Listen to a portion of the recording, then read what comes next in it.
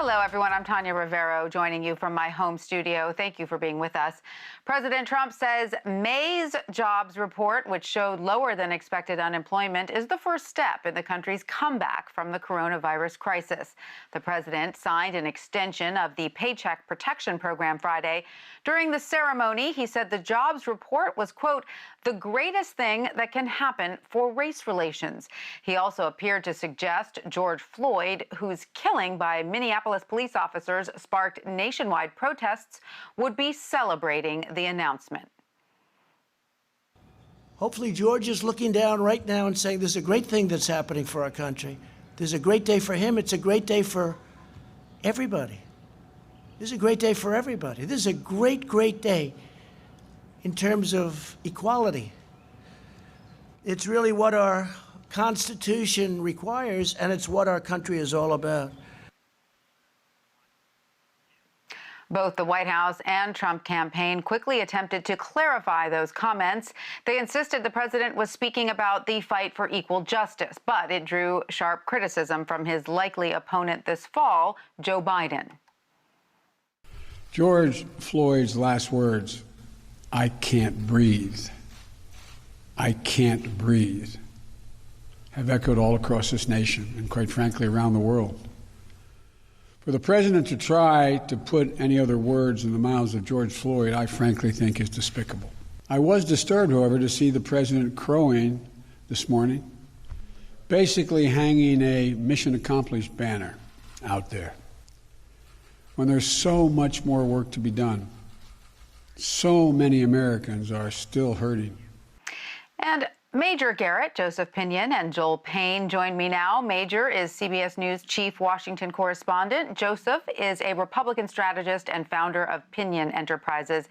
And Joel is a CBSN political contributor and Democratic strategist. He's also the host of a new podcast, Here Comes the Pain. Welcome to all of you. It's great to have you with us. Major, let me start with you. Let's start with the back and forth over the president's comments.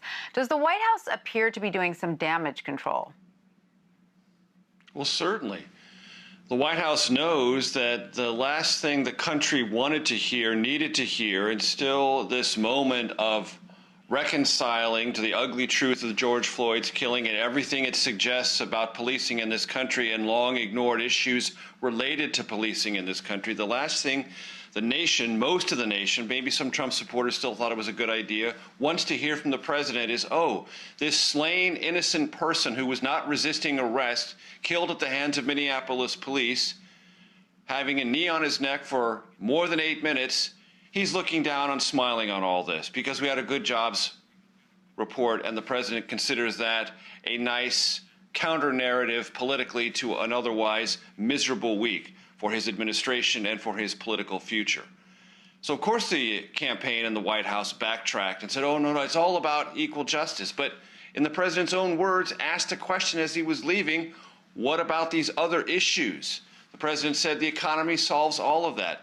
That has been his decades-long perspective, that economic vitality solves or addresses, to his satisfaction, racial issues in this country. The country will make a determination come November about whether they believe that's true.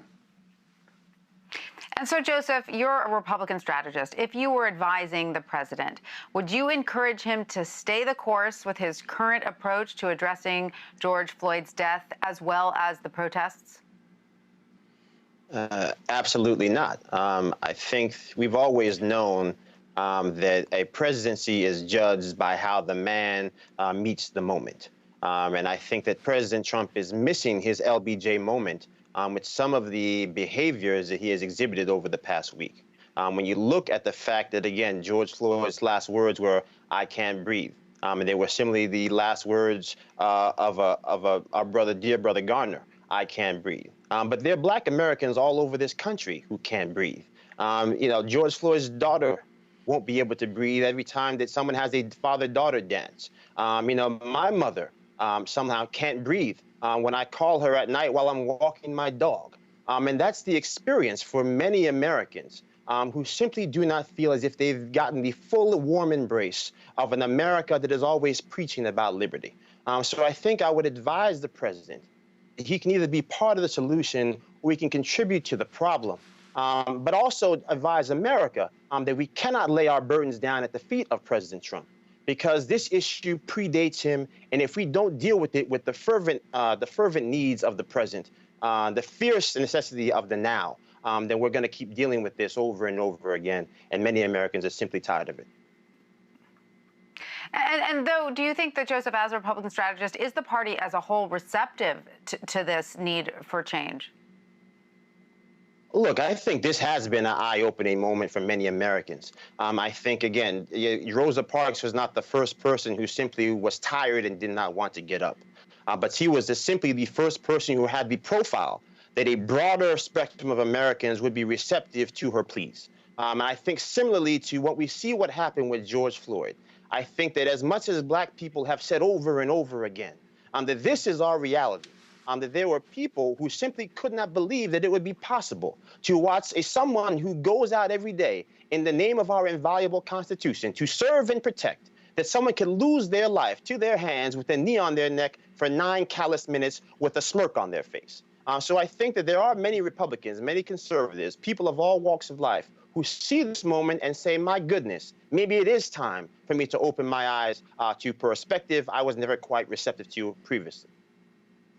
I have seen op-eds penned by conservatives that have said, in essence, I'm sorry to Colin Kaepernick, that I actually now see that he was correct in taking a knee, during the national anthem. I now see the point when I didn't before. But Joel, let me turn to you now. Joe Biden has spent the week linking efforts to combat racial injustice with efforts to combat economic equality. What do you make of that specific strategy? Well, I think it's wholly appropriate. If you actually dig deep into the president's victory lap celebration, whatever the heck that was this morning, 13% of the country unemployed, you'd actually, if you dig into the numbers, you'd see African-American unemployment actually went up. So while we're in this moment where apparently most of the country is starting to be awakened to the unique struggles of the African-American community, that African-American experience got harder over the last month, not easier economically. And I think that as much as African Americans are angered and are frustrated and are completely blown out of the water by what they see from the situation with the police violence against George Floyd, they're also frustrated because it's not safe for them to go out of their homes because we're predisposed to coronavirus. And it's not safe for them to go back to work. And so there's not the paychecks that are rolling into those households. So it's appropriate for Joe Biden to focus on those issues. Those are wholly the issues of African Americans right now. It's why African Americans in large numbers are out on the streets screaming to be heard right now. And so, Major, do the responses then that we've seen from President Trump and from Joe Biden underscore the perhaps differing roles they believe the federal government should play in addressing race issues? Of course. I mean, Republicans generally are for less federal involvement. And this president in particular wants less federal involvement unless it's reducing regulations, cutting taxes, or putting his favored strict constructionist judges on the federal bench. Then he wants lots of federal involvement. But in general, ideologically, this is a difference. Now, Joe Biden has some work to do here.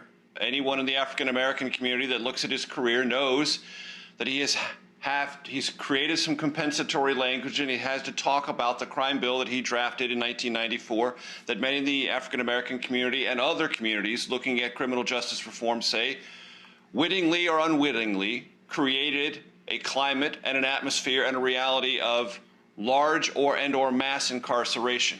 So Joe Biden has a history on this, and he's got to deal with that history. I had a long conversation for my podcast, The Takeout, with Karen Bass, who is the leader of the Congressional Black Caucus and spearheading legislative efforts in the House on these policing issues. And she said, you know, I opposed that bill. I thought it would lead to mass incarceration, but I also knew that there was a, if not crime wave in our country, deep-seated community concern about violence and that something had to be done. And I'm not saying she gave Joe Biden a pass, but she gave a larger and more sympathetic context around it than some in the African-American community have.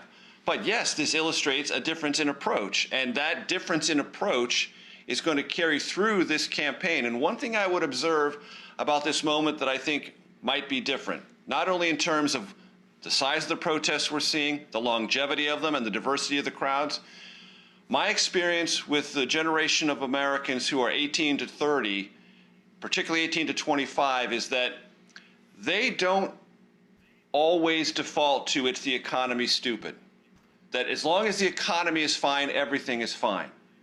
They have a more nuanced interpretation of things. And on this matter, justice matters. They won't be placated by, in my opinion, based on my interactions with them, a robust economy if these other issues are not being dealt with. They have an intense interest in these issues and are willing, as they've shown in the last week, to take the streets and stay there in pursuit of something that looks more just to them, whether or not the economy is rebounding or not. And I'm not sure many Republicans have any sense of that at all, and I'm quite confident this White House does not. Very interesting, Major. Joel, I want to ask you now then, how does Biden convince voters that he and the federal government that he hopes to lead can deal with the issues now facing Americans? I think it comes down to accountability. And here's why, Tanya. You know, yes, Donald Trump is the ire of many of those folks who've been in the streets the last 2 weeks. But it's not just Donald Trump. I actually agree with what Joseph said earlier. There is a generation of discontent with the traditional institutional remedies that a lot of Americans have been presented, right? They've been told, go register to vote. They've been told, sign up for the census. And what are they met with? Voter suppression, gerrymandering. All of the things they've been told to do have been countered by other measures in the system, blocking progress. They've even had presidents like Barack Obama, who they love personally, but they did not see the kind of change at the speed that they wanted to see it. So they need a leadership that's accountable, and that's from Democrats as well. It's not just from Republicans. So, yes, you can tell them to don't boo vote, as Barack Obama likes to say, but they're also going to need to see what you're going to do when you're in office. They need to see, they need the receipts and they need the invoices. You know, Joseph, I want to ask you something based on what Joel just said. You know, a lot of conservatives and a lot of Republicans often say, hey, race relations in this country have gotten so bad because of Barack Obama. They point to his administration as creating a worse climate for race relations in this country. Can you explain that position? Well, I mean, I think it is a position that makes it understandable why we have not received a robust amount of support from black voters in this nation in over 40 years. The fact of the matter remains is that we are not talking about white privilege. We're not talking about white fragility. We're not talking about some deficiency in black people. We are talking about a systemic devaluation of blackness that extends back to when this nation decided that we were 3/5 of a human being. And apparently now in the 2020 America, we are apparently worth less than a fake $20 bill. So I think if we can just focus on that key point, that we can have a conservative movement that says that people should literally fight for their right to die in their church pews. We should certainly people should have the right to be able to take care of their families without having to have a knee on their neck until they defecate on themselves, that a child should be able to walk home without being harassed with a pack of Skittles in his pocket, without ending up dead, that a child like Tamir Eliza Rice should be able to play in a park without being shot dead by police in 0.2 seconds, where John Crawford can be able to go to a Walmart in an open carry state where they sell toy guns and be shot dead in aisle 11 holding one. These are the type of issues that black Americans want to see leadership on. And until we have people in both parties, because again, I will continue to iterate that all the things that I just uttered, all of those black people who lost their lives before President Trump ever put his hand on a Bible. So I think that's the reality that we're facing. And I think much like in the 60s, America is getting a new dose of a new kind of reality television, and they're appalled by what they see. Right. But of course, you know, realistically, we have a president who's worried about re-election right now, right? And he's now, you know, refers to himself often as the law and order president. This week, he's accused some protesters of being members of Antifa. Does that resonate with his base at this moment? Or is he at risk of, you know, losing some of those voters who, you know, are not quite sure how he's handling this situation, and they're not part of his solid base? Look, let's be very clear. I think there is what we call the human tragedy of the aftermath of George Floyd and the political reality. The political reality that we're facing right now is that President Trump only lost Minnesota by 40,000 votes, less than 2%. And every time a new business in Minnesota burns, a new Donald Trump voter is born, the RNC is raising more money, and President Trump's likelihood of reelection goes up. So that is the political reality. That again, as protests turn to riots, so do the concerns of average Americans, as we call those white moderates, as Dr. King so eloquently referred to them, start to go back to what he called the tranquilizing drug of gradualism and start to be more concerned with their life and their liberty than the overarching trajectory of America's race relations. So I think that is the silver lining, that yes, you can say all this stuff about President Trump harping too much on the riots, but if the riots do not stop, if the riots dwarf out the protests, then again, in places like Pennsylvania, Michigan, Wisconsin, states won by less than 78,000 votes in favor of President Trump, those blue-collar workers will start looking at what's best for them and not what's best for the trajectory of this nation once again. And so, Major, over the last week, we've seen current Defense Secretary Mark Esper, former Defense Secretary James Mattis, and former Joint Chiefs Chairman Martin Dempsey and Mike Mullen criticize the president's threat to use troops on protesters. How significant is this? Well, first of all, we have to put Mark Esper, the current defense secretary, in a different category. He did not criticize the president. He just said he would oppose use of the Insurrection Act. The others you mentioned have criticized the president, not just for his rhetoric, but his demeanor, his entire approach to this. And I think you could see all week as the Defense Secretary Mark Esper tried to walk back not only his participation in that event on Monday that has shocked the country and very deeply shocked the United States military in terms of its implications, what was being toyed with there. The idea of militarizing federal police and clearing out peaceful protesters to make way for a presidential photo opportunity. All of that sensitized the military to something that was very dangerous and that something was being meddled with that ought not and historically had not been meddled with in this country. The cohesion between the military, the Constitution, and the public it protects. All of those things came into very sharp relief. And all week long, you have seen the Defense Secretary try to back away from all of those things. The helicopter hovering over protesters in the District of Columbia, that clearing of Lafayette Square, his use of the word battle space to talk about America on a conference call with governors where the President of the United States berated them for not being dominant enough with people in the streets. All of those things he has peeled back for, or at least attempted to. And then former high-ranking generals have said, this is not normal, this is not correct, this must be stopped in ways, their words not mine, they could remain silent no longer. That is suggestive of something that's not only a rhetorical act on their part, but reflective of a deep anxiety about something they fear might be coming. And we should underscore that many of those former generals who spoke of this have been all over this world on behalf of this country, this Constitution, and this flag. They've seen autocrats up front, up close. They have seen failed states metastasize into ruin. They know what it looks like. They want us to heed their words. It's like we are seeing in real time how fragile a democracy really is in a way as Americans we've never really experienced before, at least in my lifetime. Joel, I want to ask you about the fact that this is all happening amid a nationwide pandemic. Recent polls show voters are split on whether President Trump or Joe Biden would do a better job responding to it. However, Biden does lead when it comes to health care issues, and the president leads on economic issues. Is the Biden campaign adjusting its strategy to account for this, in addition to addressing these issues of race and justice? I think the Biden campaign has whipped into pretty good shape over the last few weeks. Look, they've got they have different people who are leading the campaign now than they were leading during the primary, and I think that can't be understated. They have a general election team that's in place now. But look, let's make no mistake about it. This election will be a referendum on Donald Trump. Joe Biden should do things that he needs to do to present his vision for the country. But at the end of the day, this election is about do you believe the country can survive another 4 years of Donald Trump?